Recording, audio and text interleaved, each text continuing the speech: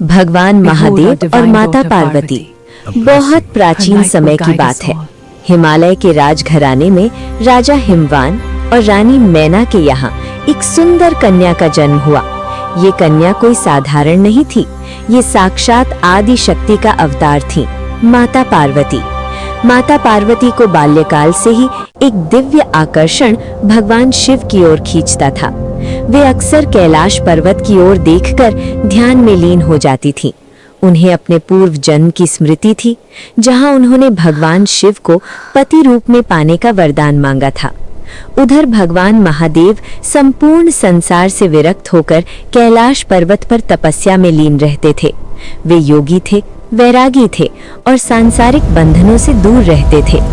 माता पार्वती ने निश्चय किया कि वे भगवान शिव को प्रसन्न करने के लिए कठोर तपस्या करेंगी।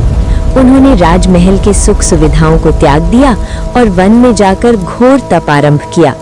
कभी वे केवल फल खाकर रहती, कभी केवल जल पीती और अंत में निराहार होकर तप करने लगी। उनकी तपस्या इतनी कठोर थी कि देवता भी विचलित हो उठे। पृथ्वी तपने लगी, आकाश स्थिर हो गया। माता पार्वती की भक्ति, संयम और धैर्य ने पूरे ब्रह्मांड को प्रभावित किया। माता पार्वती की परीक्षा लेने के लिए भगवान शिव एक वृद्ध साधु का रूप धारण कर उनके पास आए।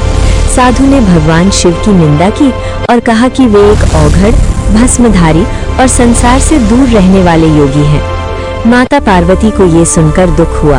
उन्होंने साधु से कहा, आप उन्हें नहीं जानते, वे केवल योगी नहीं बल्कि संपूर्ण सृष्टि के पालनहार हैं।